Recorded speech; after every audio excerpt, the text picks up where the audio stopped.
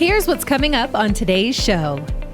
I hate talking about this, but it happens a lot. And as the baby boomer generation ages, you better have a plan for this because it's not free. Welcome to the How Money Works podcast with Craig and Jennifer Moser of Maestro Wealth Advisors, serving you throughout the Triad of North Carolina for more than 30 years. It's time once again to learn how money works with the great team from Maestro Wealth Advisors joining me here on the program as we talk investing, finance, and retirement. And we are changing it up again this week. Got another guest going to join us. This time we got a different Moser going to chime in, so that's going to be fun. We got Craig Moser and Cameron Moser on the show this week. Of course, Craig is a financial advisor and a certified financial planner with more than 35 years of experience helping families get to and through retirement. And we have Cameron Moser joining us, who's also a financial advisor. So, Craig, my friend, we've been hearing you guys for a while. When I ask you what's up, you say, the Mosers did this and had the kids over for that. So now we get to get Cameron's point of view on this in a second. But how you doing, Craig? You doing all right? No, you're not. I'm not. Well, I mean, here's where the Mosers are, and that the reason why we're doing some of the unasked questions that we're doing today. Yep. We have... Jennifer lost her mother back in September, so we had to deal with watching her go from vital to not vital to, at the end, she was totally dependent on my wife, for everything.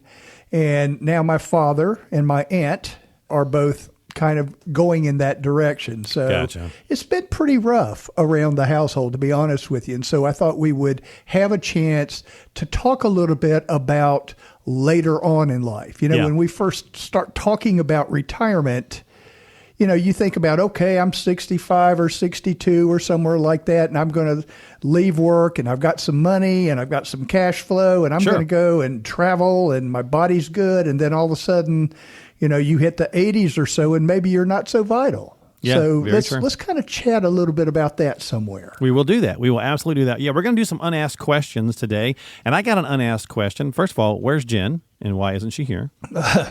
So no offense, Cameron. We're going to get to you in a second, buddy. Oh, you're fine.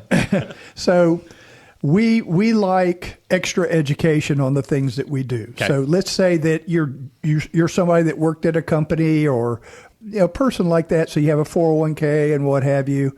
That's one type of planning strategy. But there are a lot of business owners out there that are starting to say, I want to move out of my business at some point. It's a different skill set. So she has been working on a extended designation called Certified Exit Planning Advisor, which helps business owners to be able to work on valuations of their business, understand, how they're going to be able to cash flow once they exit the business, and strategies like that. I don't want to go on, but she will, I'm sure, in the next few weeks when she comes back. Gotcha. But that's where she is today. She's out making sure that she's ready to pass her courses and everything, and ready to be worthy of that designation. Gotcha. Very cool. So she's doing some continuing education and adding some more skill sets. So that's awesome. So very good. Yeah. Well, Cameron, welcome in. Thanks for joining the show. And of course, you've been a member of the team for a while. So, and obviously you're a member of the Moser team for a long, long time.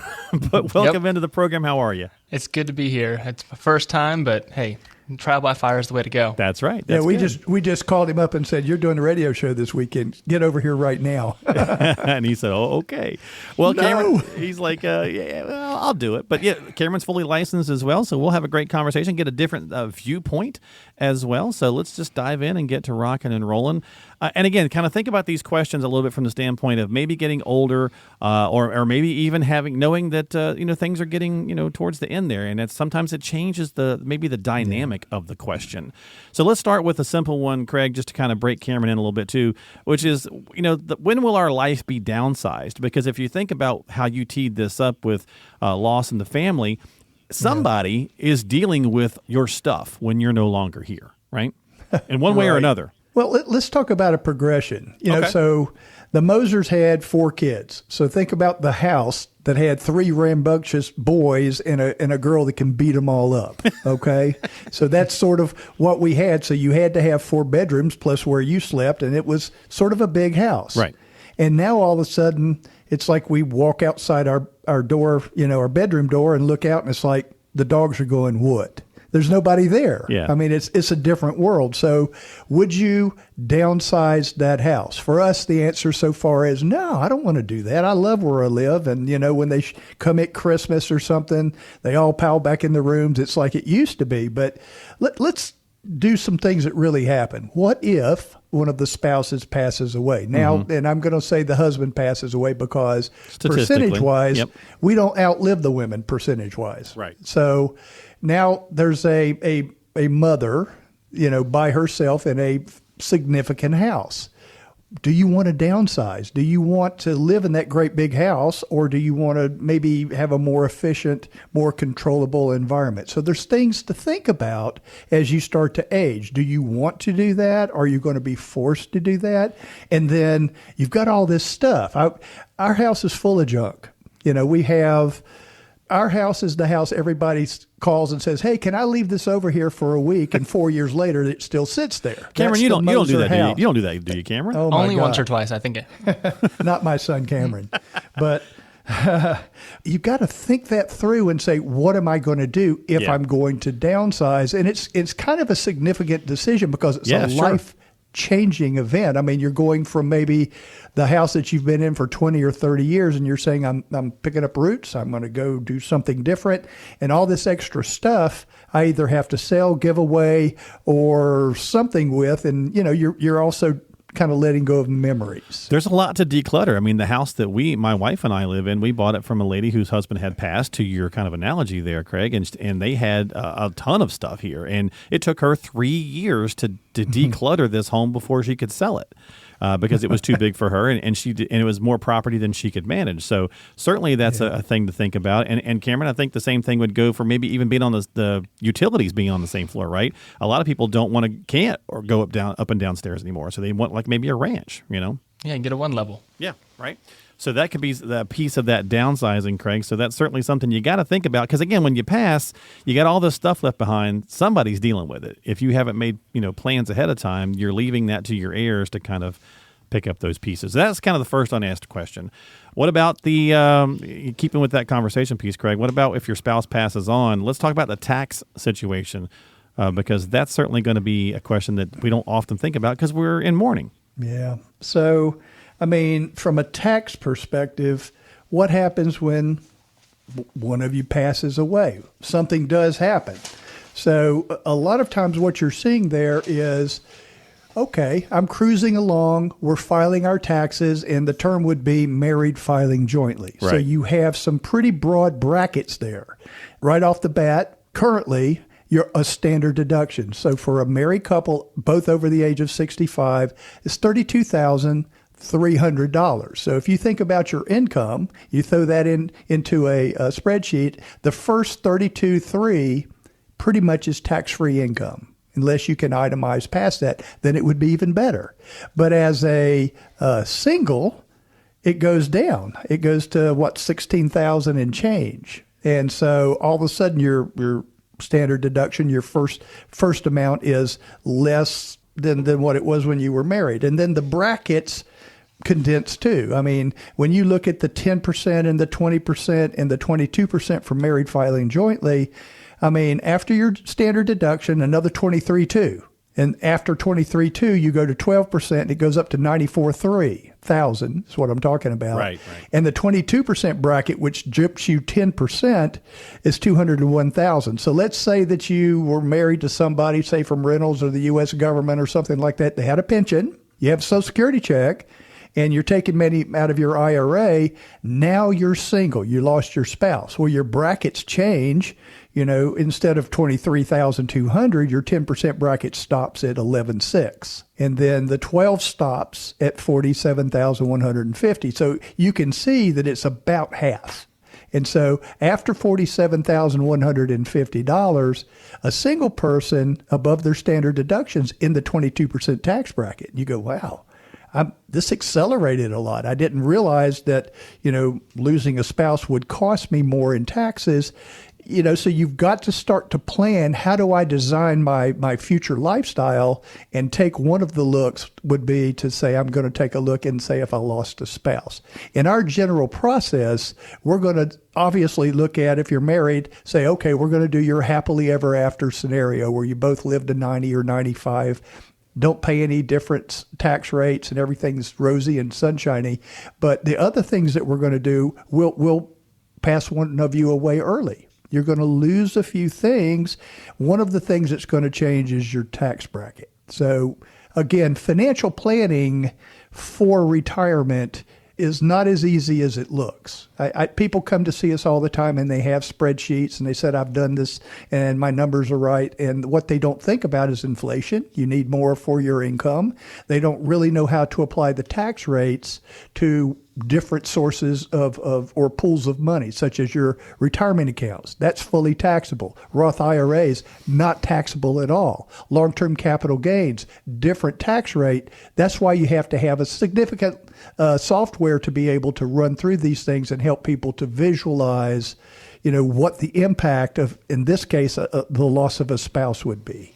Yeah, and let me get Cameron's kind of take on this as well. So obviously this is one that I think catches people off guard, right? We tend to think, maybe a lot of folks do have that kind of foresight and say, yeah, when I lose my loved one, I'm going to possibly lose, one source of income. But the tax does kind of creep up. We're just so used to married filing jointly for 40 years or whatever it might be that you kind of forget that's going to happen. Right, and it comes down to what your income after your spouse has passed is, and then what kind of tax rate you fall into after that. So it's a lot of different things that come into play, a lot of different products that are out there that pass on to the beneficiary, and you got to kind of think about that from a different perspective. And you got to make sure to speak to the beneficiaries. You got to make sure that you've got those listed the correct way as well, before something like that does happen, because that's a whole nother nightmare that we've talked about many times. We see it all the show. time, don't we, Cameron? All the time. Yeah. I mean, it's amazing. People will come to us and we'll say, so, okay, you've got your spouse as the beneficiary on your life insurance or on your 401k. What happens if both of you pass away? Yep. Did you put an alternate? We never named a contingent. So there's a lot of work to do a very good financial plan for somebody in retirement. Craig, we finished off the last section talking about the tax situation when you lose a loved one, right? But we got to talk about the Social Security benefit, or the lack thereof as well, right? So that's it's almost like a triple or quadruple whammy that happens when we lose our loved one. Not only the emotional side, but there's all these other facets in the Social Security benefit is another one. It's dramatic changes. So big time. Not only does your tax bracket condense, it's the same tax bracket, but it's about half, basically. Right. But a married couple that has two Social Security checks, at the death of the first spouse, the lower check is gone. So I was just looking before we started the show, and we have an analysis that we're getting ready to do next week. One of the people in this couple has a Social Security check, if they wait until 70, of $49,000 a year. Great income. The other spouse has $39,000. So what happens is the surviving spouse will continue to get the higher of those two checks. So it's a little different if it's the spouse, but let's just say that the $49,000 check is what will remain of that $88,000 that they had before that first of the two passed away. So it's 44% less income coming from Social Security. Here's what I've noticed. People will look at me and say, well, if something happens to him or her, I can live on less. Think about that. Your property taxes don't go down if somebody passes away. Duke Energy doesn't reduce your bill because there's only one of you. Right, exactly. If you get in the car, it takes the same amount of gas, whether one or two in the car. Homeowners insurance is the same. So not much really changes from a cost perspective because you're down one in income. You've lost a spouse. So here's the question. Are there enough other sources of income to cover your expenses? Because you have a particular lifestyle that you need to maintain. You don't want to live in the cardboard box behind the house, which is what the guys tell me. Well, as long as she's covered, I'll just live in a cardboard box in the back of the house. You won't do that. Right. So how much more will you need to withdraw from that pool of money that you have saved to maintain your standard of living. Think about it. You know, is this higher withdrawal rate that you're going to have to probably take sustainable for the rest of your life? So for folks who come to see us, we provide these answers, honestly, and more. Have you actually sat down and evaluated the lifestyle change of losing a spouse in retirement? Let us help you to do that, because we know how. We have plenty of experience. Jennifer's been doing this for over 25 years. I've been doing it for over 35 years. Cameron is fairly new in this, but he's going to be here a while, folks. So when you stop and look at a team, it's nice to have that succession to show up and help you all the way through your life. So we want to be that source for you to show you how to make these numbers work. Because if you haven't done it, it can be a startling big change for somebody to not have the same cash flow that they had just a month ago by losing, Social Security check or pension or any of that stuff. Yeah, and Cameron, when you're sitting there building plans and working on strategies for folks, sometimes I think people are surprised at just how big Social Security can be, right? A proper strategy with it can be a pretty darn big asset. Yeah, it's a bear. So one thing that we notice all the time is you've paid into this pool of money. The Social Security has been around for a while. But when do you actually take that withdrawal? Is it at 62? Is it at 67? Is it at 70? And what is going to survive for that spouse once the larger sum comes to pass? Yeah. So that's something that we take into account when you're making your plans. And I think it's really important to think about as you're thinking about your financial future. Hey guys, another big question is when you transition from working and saving to being retired, now you're using your savings as part of, or maybe all of your income source. So here's a question. How do I make my savings into an income producing portfolio? I see this all the time, and I wanted to talk about it for a minute. People come in and they're predominantly, it seems like, large cap growth. So let's just use the term S&P 500 index. So how do you make that pay you in retirement? So let's say you want $100,000 of income a year after taxes in income, and then you look at where the sources of income going to be. So let's say that your Social Security pays you $65,000 of that 100 that you need. You have a gap in income of about $35,000 or roughly $2,900 some dollars a month that needs to come from your savings and investments. So what type of yield does your portfolio pay you? Think about this, because most people in accumulation, they're saving and getting that big old fat nest egg up, are not thinking about the next step. As of today, if you are invested in the Vanguard S&P 500 or the Fidelity 500, whatever 500 you're in, the yield is about 1.14% a year. Okay, what if I put it in the bond aggregate? What is that thing yielding? 3.36. So now you at least understand what they spin off for income. So, you look at what's happening right now. People have put a lot of money in CDs because we've had a temporary period of time where interest rates went up a lot. You could get, locally here, we saw a credit union that says, hey, we'll pay you 5.35 on a CD. Well, that's attractive. What happens when the interest rates drop? What percentage rate of return can you count on? So I think you should utilize us. We're retirement specialists. We build portfolios that have an income component that's reliable. So if you only invest in the stock market, you're going to need to sell something to generate the money you need to cover that, in my example, $35,000 a year and probably growing. So you're also probably going to have to generate extra to pay the taxes if that money was in a 401k or an IRA. So you really need to run these numbers. We got time for one more here, unasked question, Craig, to toss at you guys. And Cameron, this works well with you sitting here this week on the show. If you're thinking about this question from this standpoint, are your kids on board with providing your maybe long-term care needs or health needs or towards the end of life, or are we just assuming that they are? And I think that's an interesting phrasing and way to think about this, Craig. Have you had that conversation? Do they know what the expectation is or not? I mean, you guys just kind of went through this with Jen's mom, right? So yeah, we've seen a lot of this. So guys, I'm living this right now. when we do these analyses, here's sort of the results that we get. Usually the base case is your best one. Somebody passes away, that might not hurt too much. If they raise tax rates, maybe. But the long-term care analysis that we run, that one, a lot of times is the one that fails. So people say, yeah, I'll deal with that later. And that seems to be the one that you blow off. I hate to say it. But then all of a sudden, I'm watching my father. I'm watching my aunt. I saw Jennifer's mother. And who pays that bill? Who do you get to show up at your house to pick you up, to help you to bathe, to help you to cook your food, to, just the day-to-day things if you use home health care, or even worse, what happens if there's nobody there to do that? Where do you go? So it's important to have looked at this and made a plan for long-term care cost. I'm watching my aunt right now struggle because she absolutely does not want to go in a facility, and so that means home health care. So having to move things around in the house, we've had to fix things up for the bathroom.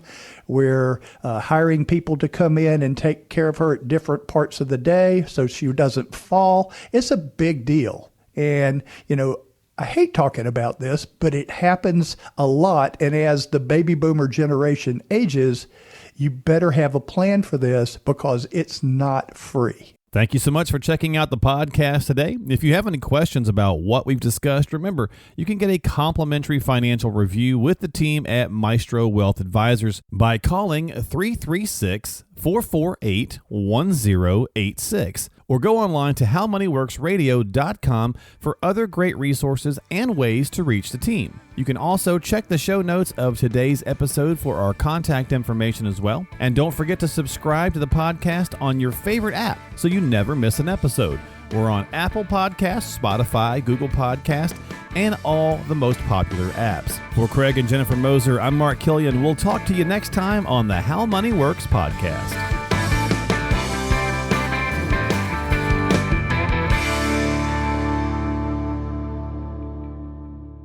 Craig Moser is a financial advisor and certified financial planner. Securities offered through Avantax Investment Services, member FINRA SIPC. Investment advisory services offered through Avantax Advisory Services. Insurance services offered through Avantax Affiliated Insurance Agency.